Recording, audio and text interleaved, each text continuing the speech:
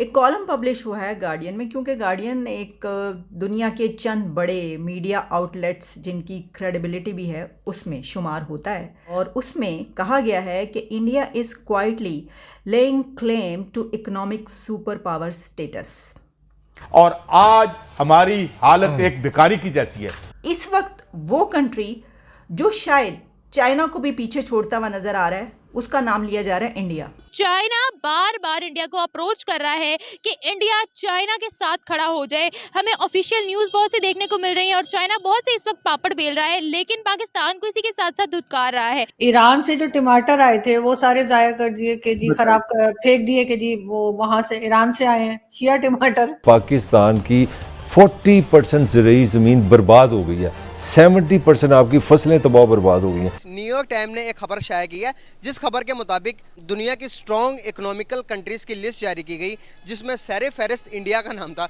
वहाँ पे जो उन्होंने बातें बताई हैं मैं सारी टीवी पे बता भी नहीं सकता कि उसके बाद कितने बेबस हैं लोग। उन्होंने एक बात कोट की कि उन्होंने कहा कि यार वो बच्चे बेच रहे हैं अपने। कब तक इसी तरह दुनिया से पैसे मांगते रहेंगे और हमारी लीडरशिप ये भिखारियों की तरह कभी उसके आगे हाथ फैलाओ कभी उसके आगे हाथ फैलाओ।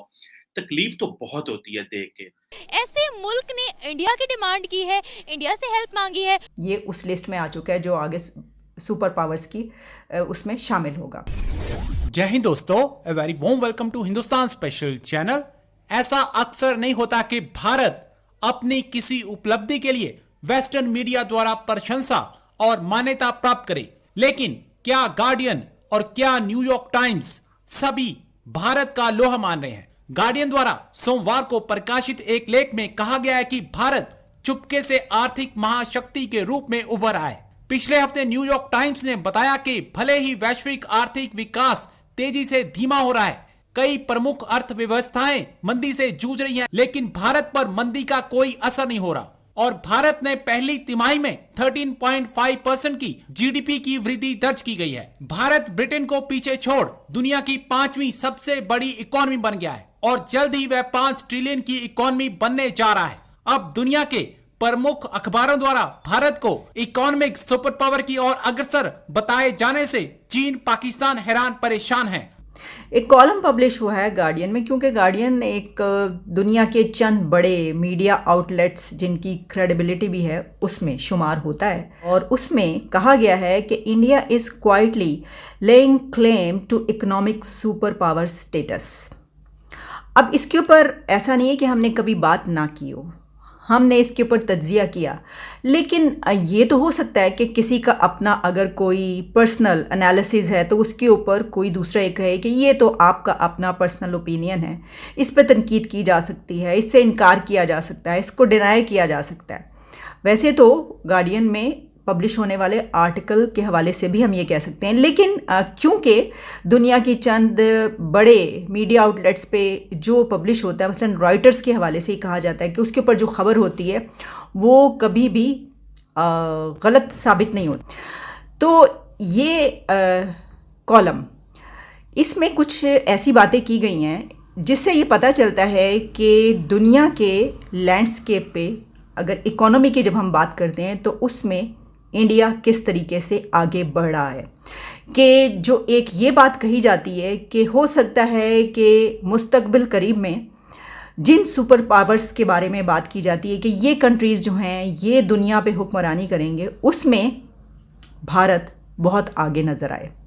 अच्छा, इसमें क्या लिखा गया मैं आपको बताई देती हूँ, उसमें से कुछ पॉइंट्स हम डिस्कस कर लेते हैं। जैसा कि इसमें ये लिखा गया है, the rise of China has been the biggest story in the global economy in recent decades. यानी इस पे उन्होंने ये बताया है कि जो चाइना था अभी तक उसके हवाले से बात की जाती थी, और ये बात बिल्कुल ठीक है जब ये बात की जाती है कि अमेरिका, रशिया, फिर जो कुछ सुपर पावर्स के हवाले से हम बात करते हैं कि देखिए अब इनको कौन टक्कर देगा और इनके सामने खड़ा हुआ या इनसे इन तक पहुंचता हुआ उस लिस्ट में कौन सा कंट्री आएगा, तो चाइना का नाम लिया जाता है कि चाइना बहुत तेज़ी से आगे बढ़े। और ये बात ठीक भी है, चाइना ऐसा नहीं है कि हम ये कहें कि चाइना का नंबर, चाइना नहीं रहा अब इस लिस्ट में, आगे जो बढ़ने वाले कंट्रीज उसमें चाइना शामिल है।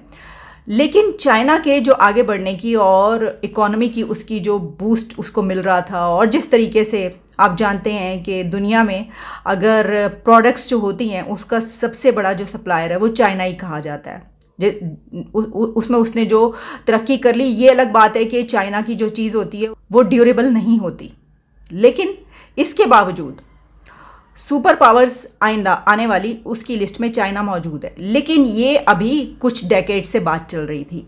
इस वक्त वो कंट्री जो शायद चाइना को भी पीछे छोड़ता हुआ नज़र आ रहा है, उसका नाम लिया जा रहा है इंडिया। अब इसी तरीके से आगे इसमें जो है वो ये बात की जाती कि जिस तरह एक अलीबाबा जैक मा जो कि उसके फाउंडर हैं और उन्होंने उसको लेकर वो आगे चले और उन्होंने चाइना को बड़ा फ़ायदा पहुंचाया और उसमें चाइनीज़ बिज़नेस जो है वो सामने आया और फिर यानी ये कि वो बहुत फेमिलियर है दुनिया के ऐसे कस्टमर्स जो वहाँ पे जाके उसको कर सकते हैं। तो अब इंडिया के हवाले से जो नाम लिए जा रहे हैं उसमें एक नाम अडानी का लिया जा रहा है। अब कुछ दिन पहले हमने आपको ये खबर दी थी कि गौतम अडानी के बारे में कहा जा रहा है कि वो एक अब दुनिया की चंद यानी उन्होंने बीट किया है और one of the richest person of this earth उनका शुमार हो गया उसके अंदर। तो ये बात इसमें लिखी गई है कि अब अंबानी और गौतम अडानी ये जैक मा की तरह इंडिया को बूस्ट देते हुए नज़र आ रहे हैं और rapidly growing working population and the realignment of global supply chains away from China। तो इससे आप अंदाज़ा कर सकते हैं कि वो कौन से इंडिकेटर्स हैं जो किसी कंट्री को आगे बढ़ाते हैं और फिर ऐसा होता है कि लोग ये कहना शुरू करें, उसके बारे में लिखना शुरू करें कि ये कंट्री जो है वो आगे हो सकता है कि ये उस लिस्ट में आ चुका है जो आगे सुपर पावर्स की उसमें शामिल होगा। अब इसमें वर्किंग पॉपुलेशन तो बिल्कुल ग्रोइंग वर्किंग पॉपुलेशन वो तो हम अपनी जगह पे बात करते हैं कि जो भारत की आबादी है पॉपुलेशन है वो उसके लिए कितना बड़ा सरमाया है। अब बात ये है कि ये सैलाब से 40 अरब डॉलर का नुकसान होता है और इस 40 अरब डॉलर में जो कल मैं एक साहब हमारे जो कि बहुत उन्होंने काम किया, मैं नाम नहीं लेना चाहता उनका, उनकी नेकी, यानी वो जो सिचुएशन बता रहे हैं वहाँ पे पानी उतरने के बाद वहाँ पे जो उन्होंने बातें बताई हैं मैं सारी टीवी पे बता भी नहीं सकता कि उसके बाद कितने बेबस हैं लोग। उन्होंने एक बात कोट की कि उन्होंने कहा कि यार वो बच्चे बेच रहे हैं वो अपने बच्चे बेच रहे हैं और वो कहते हैं यार ये हमें कुछ दे दो। उनका यार हमारे पास तो ये खाने पीने की चीज़ें हैं, उनका कुछ पैसे दे दे हमें, हमारे मकान गिर गए हैं, ठीक है। तो अब मैं किसको रिस्पॉन्सिबल कहूँ? पाकिस्तान की 40% ज़रूरी ज़मीन बर्बाद हो गई है, 70% आपकी फसलें तबाह बर्बाद हो गई हैं, 70% चावल आपका चला गया। चावल से मुराद पता है क्या है?